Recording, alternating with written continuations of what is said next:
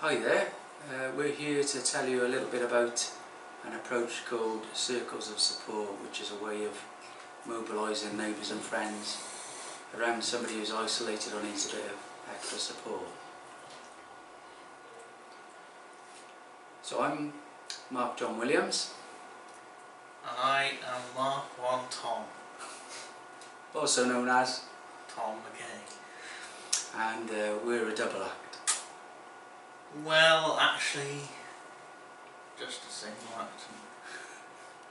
We'll see. So we're going to talk about circles of support. Tom is here because he has a circle of support, so he can help bring it to life.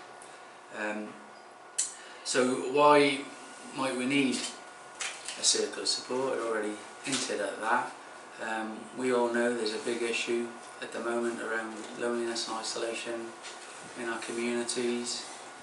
We know that lots of people are ending up in healthcare services because they're lonely and isolated. It affects their mental health. But we also know that some people aren't in control of their life as they could be, and a circle of support does offer that as well. So circles were created a number of decades ago over in Canada. I won't talk about that now, but it's been around for a long time, and I've been using the approach in the UK for at least 20 years now. One of the issues that we have, as I've said, is people are ending up in healthcare services when maybe they needn't. So the idea is that actually, you look at that cliff edge picture there, people are at the edge of the cliff or falling over. Well, we think what needs to happen is we need to strengthen relationships around people, because relationships are key to our well-being. We know that now. One of the major things to help you have a good and long and healthy life is good relationships around you. So a circle of support is simply a way of inviting people closer to you. You may need a bit of support, and you invite those people in and they become your circle. It's as simple as that, but it's easier said than done. Most of us have a natural circle, but when you become lonely and isolated, that shrinks, and you become perhaps just dependent on, or alone or dependent on a family member. So a circle helps you to mobilise people around you, but it's quite a carefully built process. So we use something called a Growing in Relationships map. So when I talk to Tom about this, we use this mapping process to look at who are the people in his life, who are the friendly faces he could pull in. So Tom, for example, can you remember the first time we got people together, who were some of the people you invited in? My mum, two aunties and a couple of friends. Okay, so it's as simple as that, so identifying those people and inviting them in.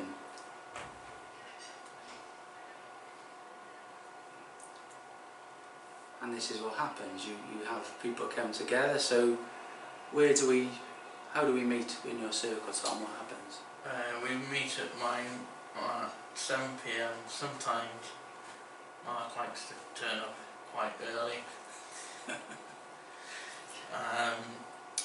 And coffee and biscuits. Yeah, so it's really, really informal. It's just people come together. It's not a formal meeting, although some people like to make it more formal, but the more informal and welcoming it is, the more likely people will show up and they'll keep on coming. So there's a typical picture of Tom's circle. Well, it's actually a square more than a circle. So we started the circle, we used a process, a what matters to me conversation, and we started talking about what Tom was interested in. But before we get onto that, we chat a little bit about why Tom needed a circle. So how was your life a year and a half, 2 years ago? What was going on? 2 years or whatever it was. I suffered from anxiety. Not the normal anxiety you'd hear about, but the version where you go out and you're unfortunately physically sick. And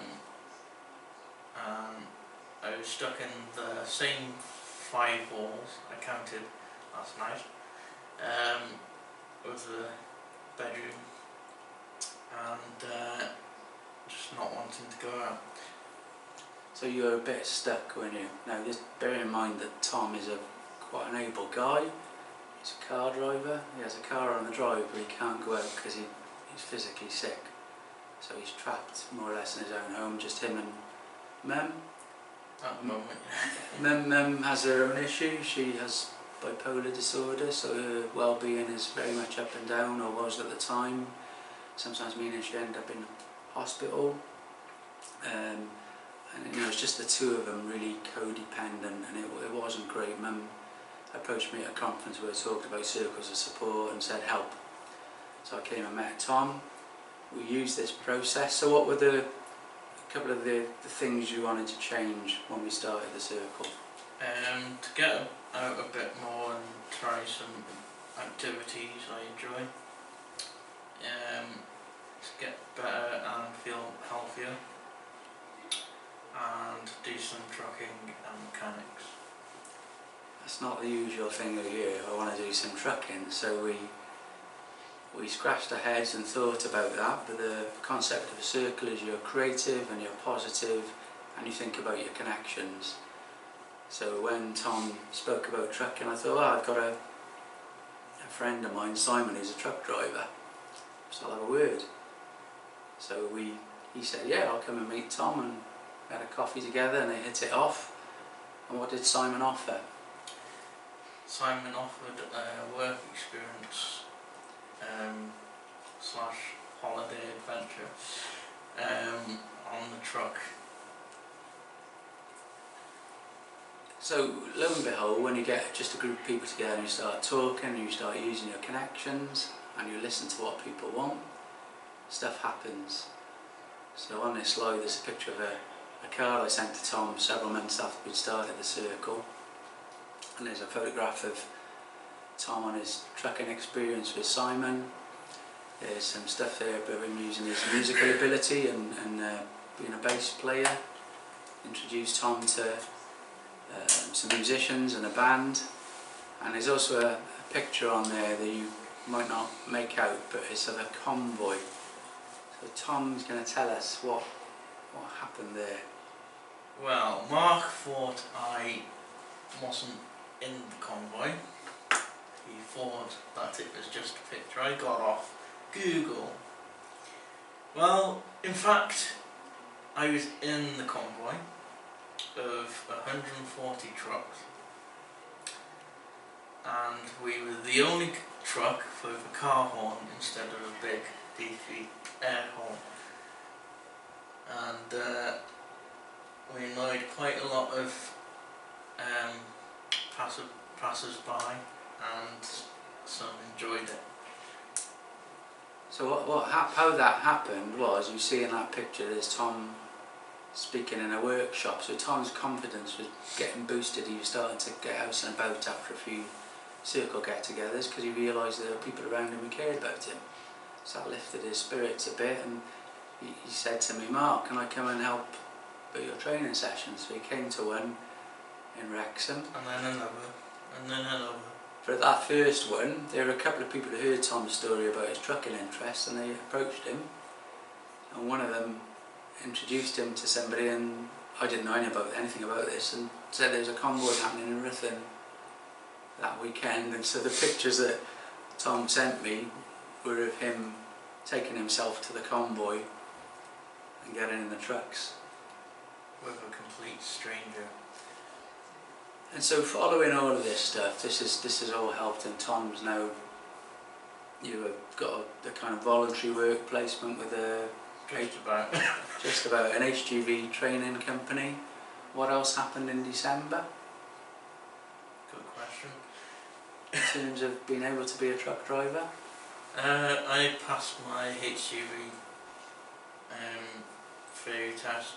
I've just got the CPC to do next. So Tom's now in a place where not only is he not isolated and restricted to home, he's out and about, he's doing stuff, he's training, he gets valued for that, he earns time credits, he's teaching other people, he's inspiring other people, he's got himself into a place where he could be working in the trucking industry. And also, Mum is better than she's ever been. She's quit smoking, she's going swimming, she's volunteering twice a week, helping other families. And this is all, this has just involved initially me for 20 hours over 8 months working with Tom and his mum. That's all, 20 hours.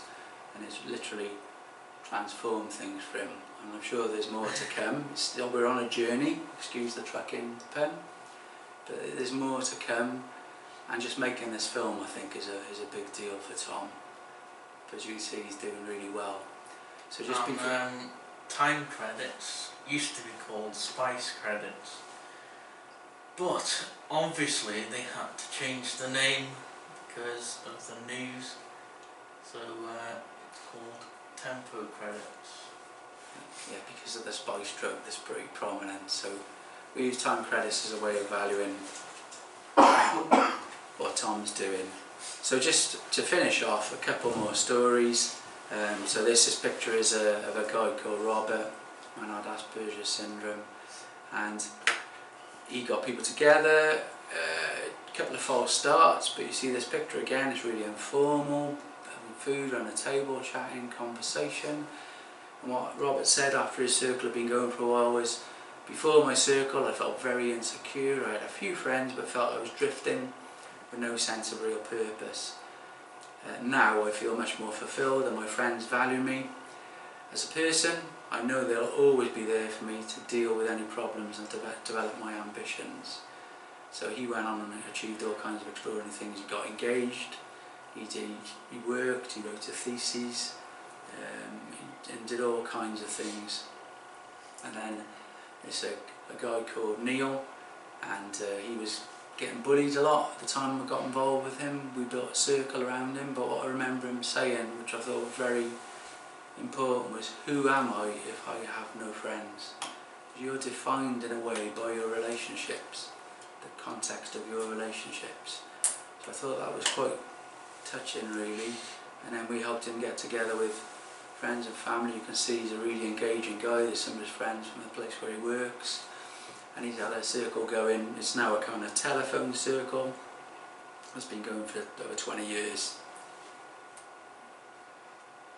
People are building circles around older people. As we all know, we're all living longer, but that often means we're living with health conditions that affect us.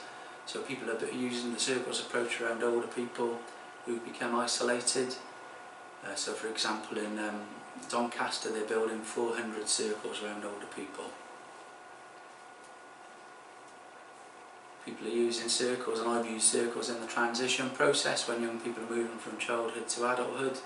So this was a young woman I worked with in Carmarthenshire. It's a young woman who doesn't use words to speak, which you might think would make the experience difficult, but she had nearly a whole village turn up to support her through her life.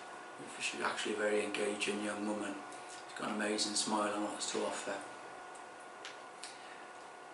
And finally, this is a brief story of my brother. This is how I started my journey with circles. My brother Andrew happens to have Down syndrome.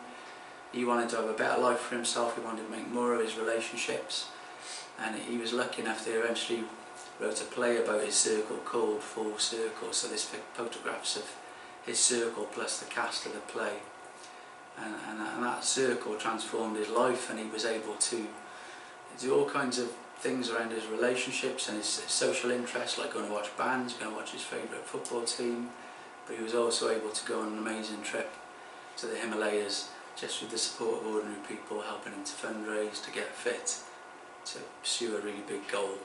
And that's what the play was about. And consequently, his life is rich and full of people.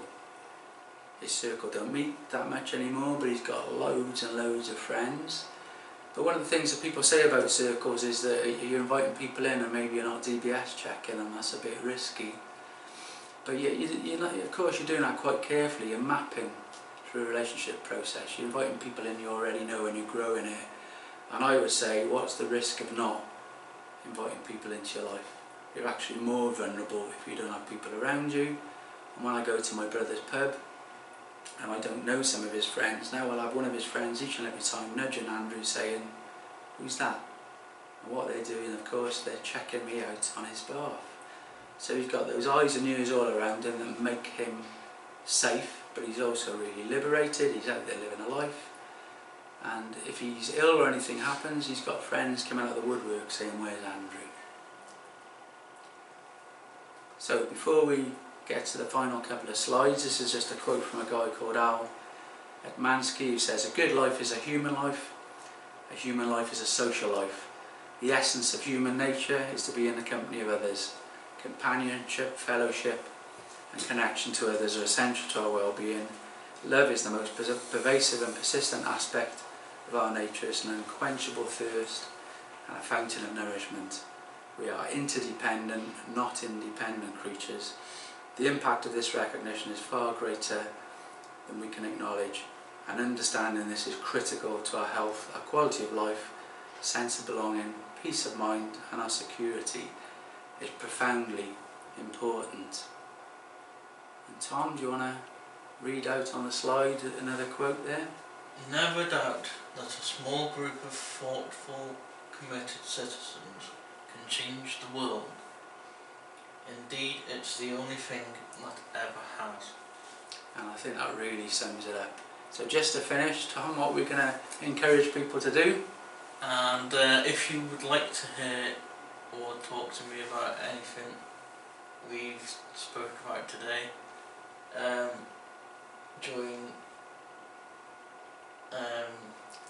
Get in touch. Get in touch, yeah. Get in touch, because we can run workshops and we can do full-on training days where we really get to grips with this. You can email me on markpcpwilliams@aol.com, but we come as a package, as a training team. So Well, just a single. thanks for listening to us. Cheers.